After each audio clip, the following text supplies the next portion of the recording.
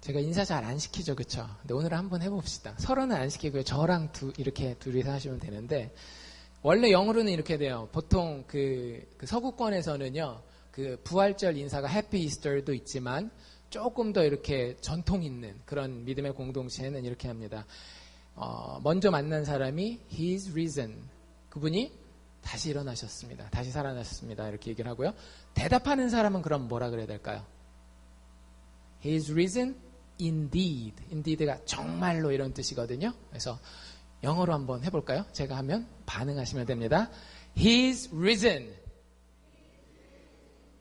예, 영어 잘 입에 안 붙죠? 한국말로 해야 제맛입니다. 한국말로 번역하면 이렇게 하면 될 것 같아요. 제가 주님이 다시 사셨습니다. 그러면 여러분들은 아멘, 주님이 다시 사셨습니다. 이렇게 한번 해봅시다. 너무 길어서 다 외우시려나 모르겠네. 이렇게 하는 겁니다. 제가 주님이 다시 사셨습니다 하면 여러분들은 아멘, 주님이 다시 사셨습니다 하면 되는 거예요. 한번 해봅시다. 주님이 다시 사셨습니다.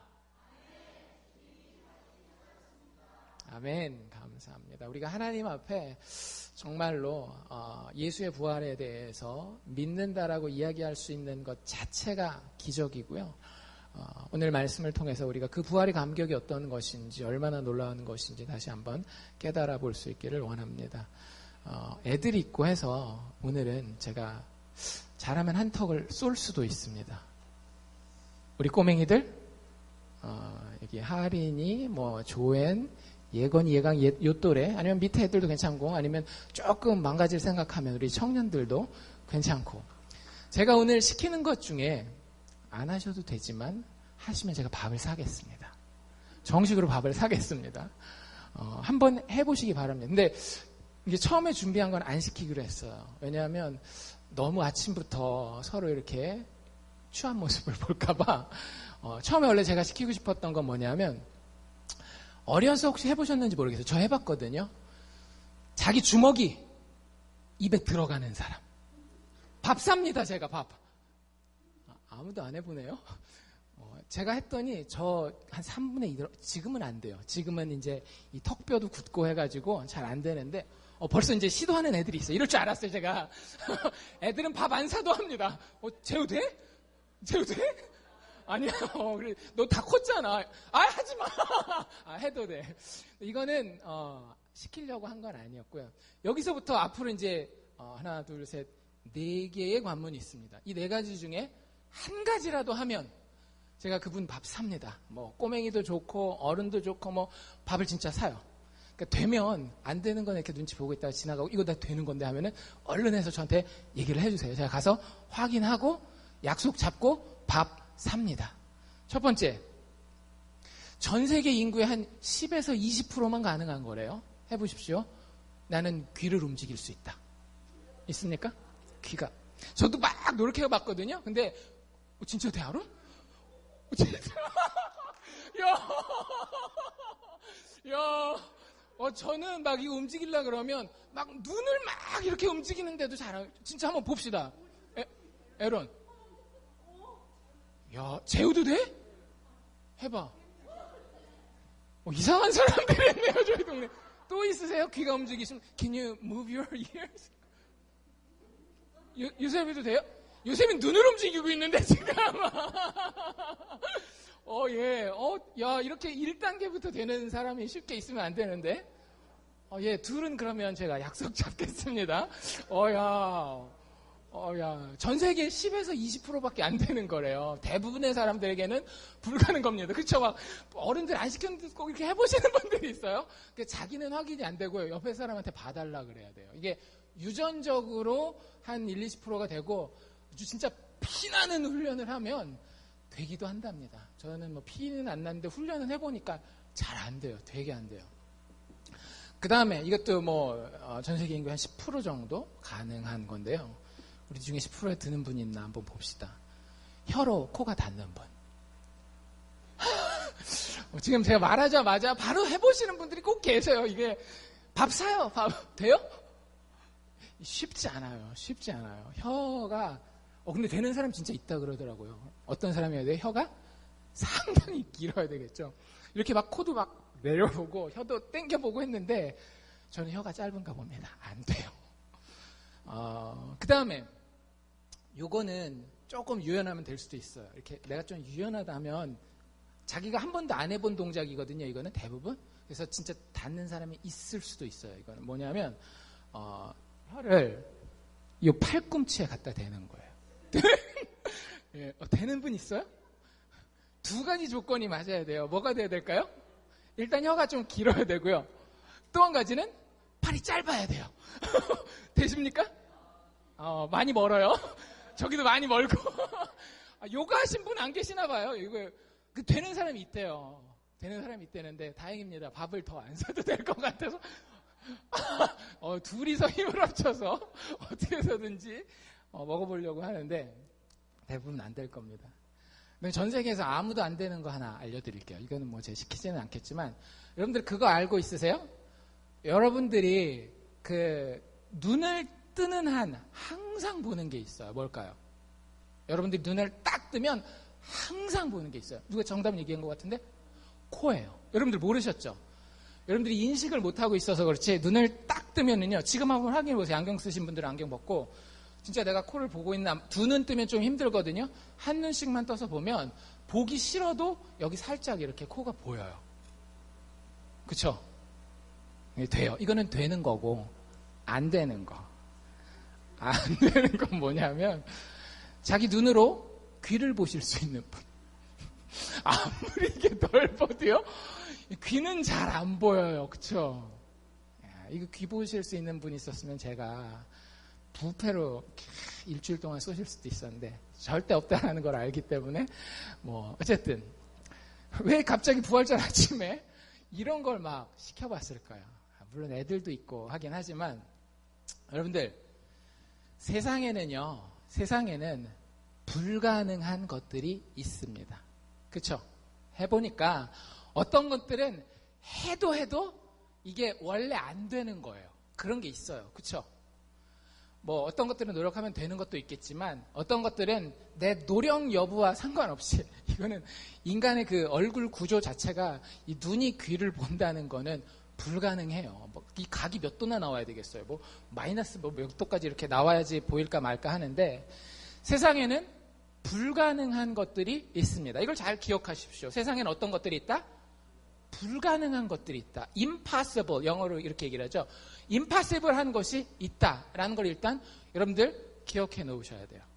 그러면서 오늘 우리가 성경 본문으로 곧 들어갈 텐데 이 부활절에 이게 오늘 우리가 읽은 2장, 사도행전 2장 말씀이 베드로라는 목사님이 설교한 거거든요. 사도 베드로가 설교한 건데 이 베드로의 설교를 통해서 또 한 가지 불가능한 게 있다라는 걸 우리가 찾으실 수가 있을 거예요. 미리 눈치채신 분이 있을지도 모르지만 아직 제가 이렇게 분위기를 보니까 대부분 답을 모르시는 것 같거든요.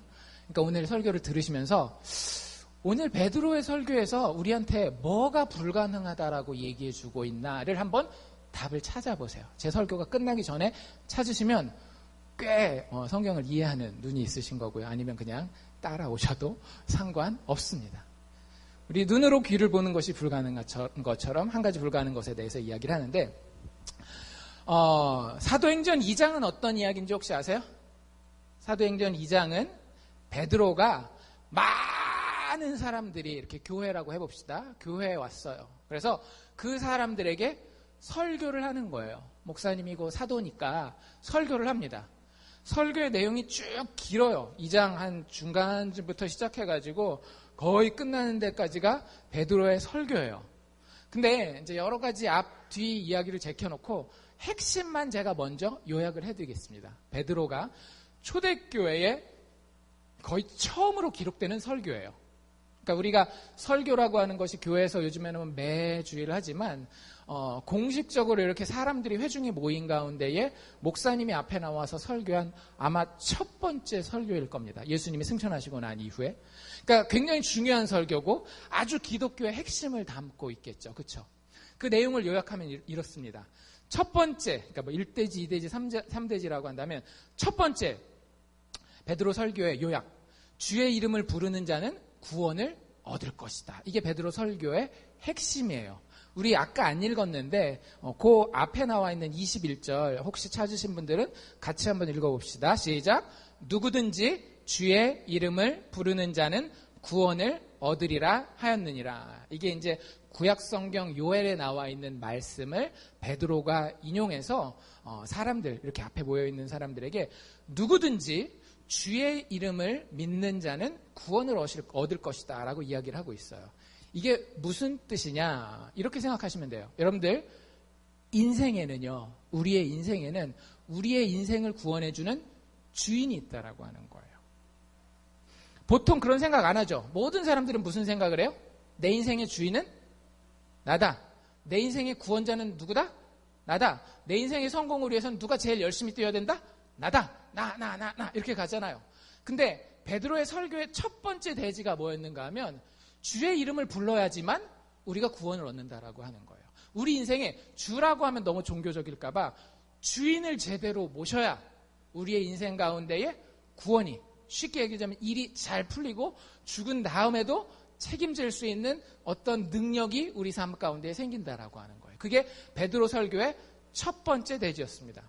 두 번째 대지, 베드로 설교의 두 번째 대지는 뭐냐면 예수께서 큰 권능과 기적으로 자기가 그 주님이라는 것을 증거했다라고 하는 거예요.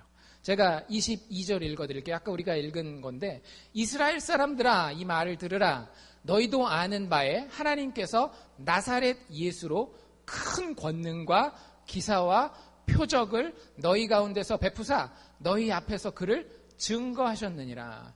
하나님이 예수님에게 기적을 행할 수 있는 능력을 주셨어요. 왜요? 그냥 자랑하려고? 아니에요. 예수님이 어떤 분인지 알려주기 위해서 그런 거예요. 여러분들 요즘에 교회 다니면서 우리 기적을 막 많이 바라죠. 안 일어나도 별로 서운해하지 마십시오. 왜? 성경에서 실질적인 기적이 가지고 있는 기능이 있거든요. 기적의 기능은 뭐냐면 예수가 주인이라고 하는 것을 드러내면 그 기적은 그 목적을 달성한 거예요.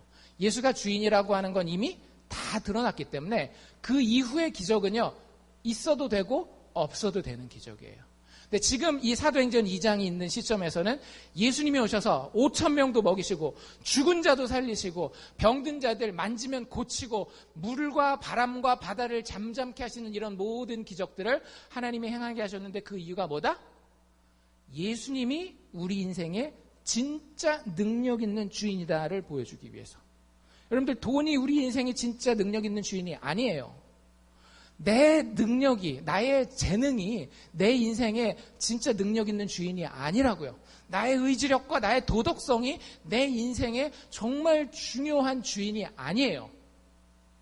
내 인생을 구원할 수 있는 진짜 주인은 누구밖에 없다? 2000년 전에 오셔서 하나님의 능력으로 하나님의 모든 예언을 성취하신 예수님밖에는 없다.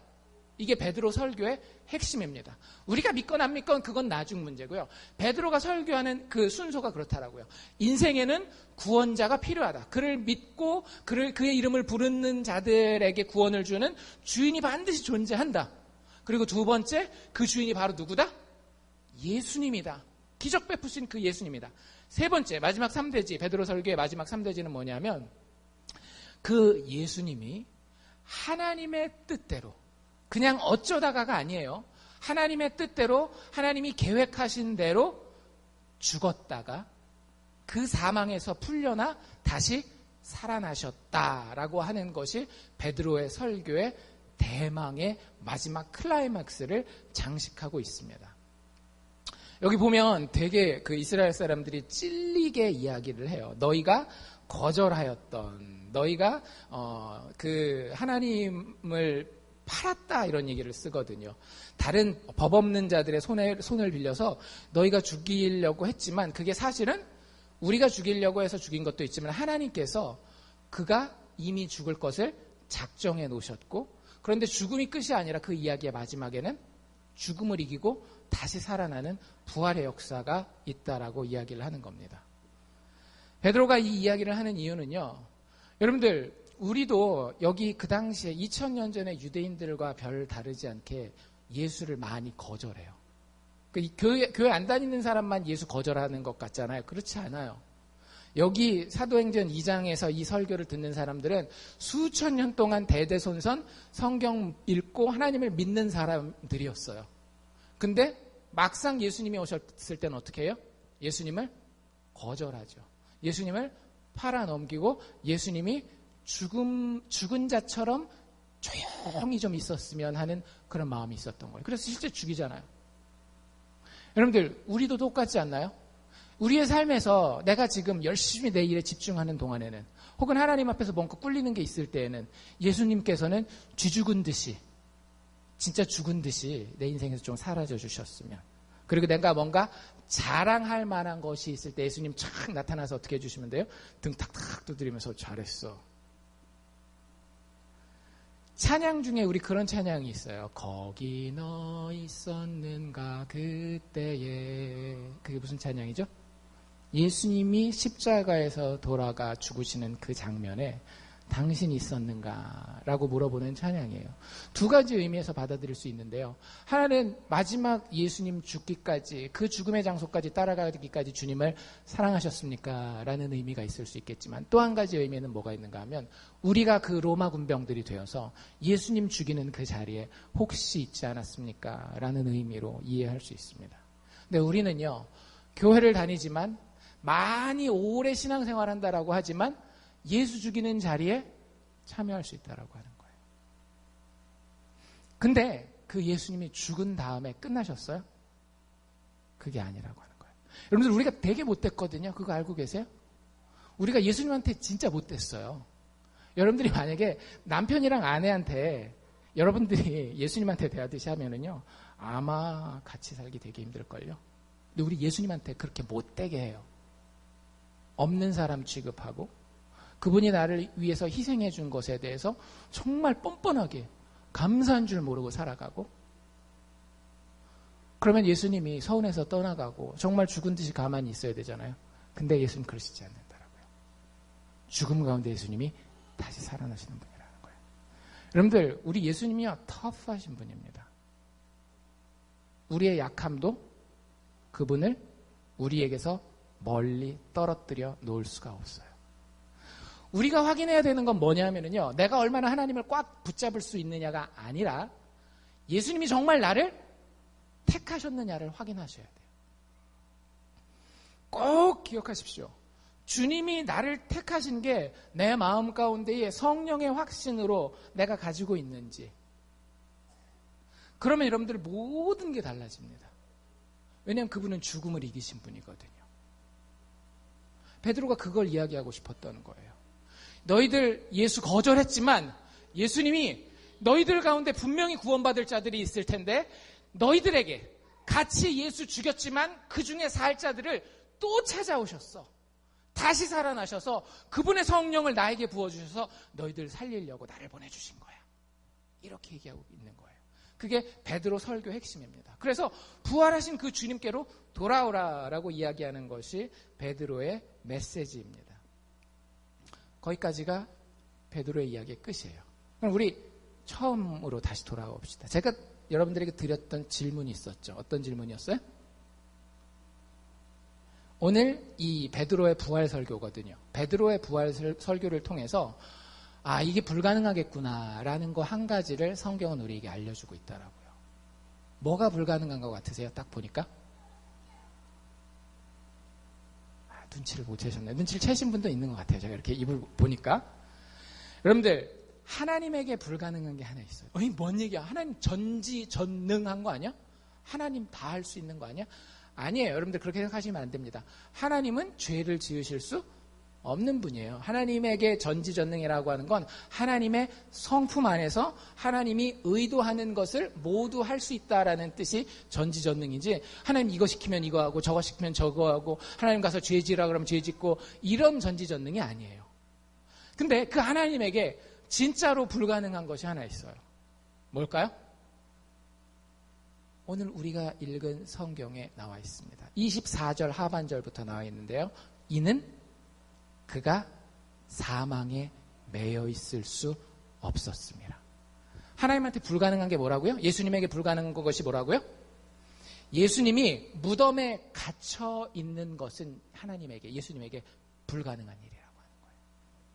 여러분들 이게 무슨 의미인지 곰곰이 곱씹어 보시기를 바랍니다.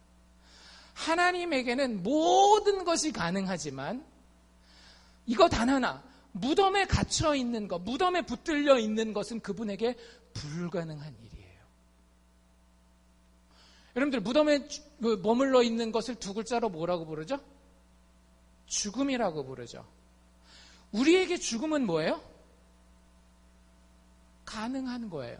아니, 가능한 게 아니라 우리 모두가 맛볼 수밖에 없는 거예요. 우리에게는 오히려 뭐가 불가능해요? 부활이 불가능하죠. 그렇지 않나요? 우리에게는 부활이 불가능해요. 죽었다고 어떻게 다시 살아나? 여러분들 만약에 저희 아버지가 어제 돌아가셨다가 오늘 아침에 다시 살아났습니다 하면 와, 목사님네 집은 역시 신령한가 봐. 아버지가 돌아갔다가 돌아가셨다가 다시 살아나셨다. 그러시겠어요?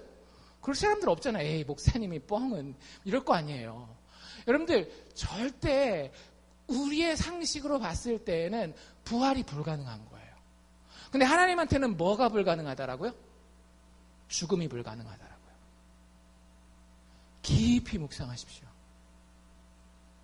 여러분들이 정말 예수 그리스도의 죽음과 부활을 통해 드러난 하나님을 믿는다라고 하면 그분에게 진짜 무엇이 불가능한지, 그분에게는 죽는 것이 불가능했습니다.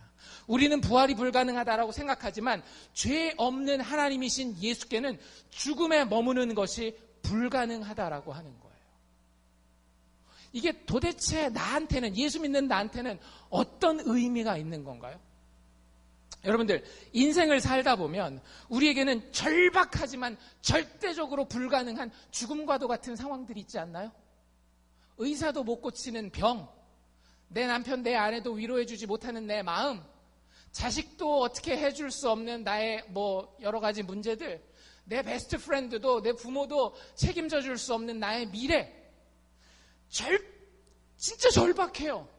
내가 안 이랬으면 좋겠고 여기서 한 걸음 앞으로 나가고 막 긍정적으로 뛰고 싶어요. 근데 그게 나에겐 절대적으로 불가능해요. 마치 사람들이 죽으면 무덤 가운데 붙잡혀 있는 것처럼 내가 육신의 숨은 쉬지만 더 이상 이 범위를 벗어날 수가 없는 거예요. 살아있지만 살아있다라고 이야기할 수 없는 죽음 가운데 사는 그 삶. 여기서 벗어나는 것이 너무나 불가능해요. 근데 그 사람이 예수를 믿으면 상황이 완전히 바뀝니다. 예수는, 우리가 부활하신 예수를 믿잖아요? 그럼 우리 손을 덥석 잡아요. 그리고는요, 이렇게 얘기를 해요. 야, 너는 나와 앞으로 한 몸이야. 이걸 신학적인 용어로 The Union with Christ, 그리스도와의 연합이라고 부르거든요. 예수가 불가능한 게 있어요. 뭐가 불가능하다라고요? 예수는 죽음에 머물러 있을 수가 없어요. 그러면 우리가 예수님과 한 몸이 됐어요. 우리가 죽을 것 같은, 여기서 벗어나오는 것이 너무나 불가능한 것 같은 상황에 묶여 있을 때 예수 손 딱 잡으면 어떻게 되는 거예요? 우리도 예수처럼 그 죽을 것 같은 불가능한 상황에서 절대적으로 머물 수가 없는 거예요. 그게 내 성품이 되었던지, 내 상황이 되었던지, 인간관계가 되었던지, 우리가 부활의 예수를 분명히 붙잡기만 하면 우리는 죽을 수가 없는 거예요. 절대적으로 절박하지만 불가능하다라고 생각하는 일 가운데에서 절대적으로 벗어날 수밖에 없는 자가 되는 겁니다. 놀랍지 않나요? 집에 가서 진짜 깊이 묵상해 보세요. 예수가 십자가에 못 박혀서 죽으셨지만 무덤이 그를 붙들어 놓을 수 없어서 사흘 만에 토해냈어요. 내가 그 예수와 연합하면 죽음이, 죽을 것 같이 절박하고 절대적으로 불가능한 그 상황이 더 이상 나를 품을 수가 없어서 나를 하나님의 영광으로 토해내어 놓을 수밖에 없다라고 하는 거예요. 여러분들 무슨 능력 가지고 인생을 살아가십니까? 그저 잘난 내 머리? 내 신체적인 능력? 세상 사람들과의 인맥? 도대체 무엇이 여러분들의 인생의 가장 큰 능력입니까? 여러분들이 그게 돈이 됐건 건강이 됐건 명예가 됐건 뭘 의지하든지요, 결국에 우리의 인생은 그것만 의지해서 살면 죽게 됩니다. 근데 부활하신 예수를 붙들면은요, 이제는 내가 사는 것이 아니라 내 안에 그리스도께서 사시는 게 돼요.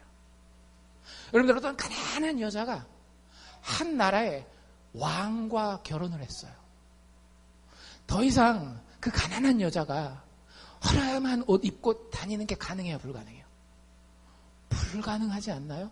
허름한 옷 입히면 어떻게 해요? 왕이 와서 왕비, 사랑하는 나의 왕비, 그거 입지 말고 이 좋은 비단 옷 입어 하고 입혀주지 않겠어요? 왕비가 맨날 이게 쪼가리 길에 떨어진 음식 막 주워 먹고 그래요. 근데 왕과 결혼하는 순간 어떻게 되는 거예요? 더 이상 그 길에 떨어진 쪼가리 과자 주워 먹을 수 있어요, 없어요? 못 먹잖아요. 먹고 싶겠어요? 먹고 싶지도 않고, 또 왕이 내 옆에 있기 때문에 그럴 수가 없는 거예요. 왜? 왕에게 그게 불가능하고 나는 법적으로 그와 하나가 되었기 때문에. 여러분들, 부활을 믿는다라고 하는 것은 이렇게 능력이 있는 겁니다. 우리가 예수 믿는다라고 하는 거는요, 기독교의 핵심이 뭐예요? 예수님이 하나님의 아들이 아니에요. 여러분들 정확하게 하십시오. 기독교의 핵심은 부활입니다. 오늘 새벽 예배 때도 제가 말씀드렸지만 기독교의 핵심은 부활이에요. 여러분들, 사도행전을 비롯한 바울 서신 신약 성경의 모든 설교를 보십시오. 그 설교의 핵심은 예수 믿으면 잘 되고 이런 얘기 안 해요. 예수께서 하나님의 아들로서 죽으시고 다시 살아나셨다. 우리는 죽은 예수님이 다시 살아나는 걸 눈으로 본 사람들이다. 이게 초대교회의 메시지예요. 교회가 뭘 이걸 하고 저걸 하고 이런 메시지 하나도 없어요. 사실은 교회의 핵심은 죽은 예수가 하나님의 뜻과 계획 가운데, 하나님의 인정함 가운데 능력으로 다시 살아난 거예요. 그래서 우리에게 절대적으로 불가능한 것이 이제는 절대적으로 가능해질 수밖에 없다라고 하는 거. 그게 우리의 신앙의 핵심이어야 됩니다. 여러분들, 자녀들에게도 그저 도덕적인 것 가르치고, 우리의 젊은 세대들에게도 열심히 하고 괜찮은 인간 되면, 아니면 줄만 잘 잡으면 인생 잘 살 수 있다라고 이야기하지 마십시오. 그리고 여러분들 스스로에게도 그렇게 이야기하지 마십시오. 우리의 인생은요, 예수와 연합할 때에, 그래서 그 부활이 나의 부활이 될 때에만 비로소 그리스도인다운 삶이 되는 겁니다. 여러분들, 그리스도인의 삶은 아름다워요. 그리스도인의 삶은 능력이 있어요. 그리스도인의 삶은 지지 아니하고요. 그리스도인의 삶은 절대 죽을 수가 없어요. 그 안에서, 예수 그리스도의 부활 안에서 우리의 기쁨과 소망과 목적이 날마다 꽃피고 날마다 열매 맺게 되어집니다. 여러분들은 누굽니까? 여러분들은 그 부활 앞에서 누구입니까? 그저 그 부활을 관찰하는 관찰자입니까? 아니면 그 소식이 아무 나랑 상관없는 방관자입니까? 아니면 그저 그 부활이라고 하는 천국 가기 위한 팩트에 대해서 굉장히 이기적인 태도로 내가 뭔가 얻을 게 있을까 해서 다가가는 종교인의 모습입니까? 아니면 참 크리스찬입니까? 여러분이 예수 믿으면, 여러분이 예수의 부활 안에만 있으면 여러분들의 인생은 세상과 절대 같을 수 없습니다. 여러분, 2018년 부활절 아침입니다.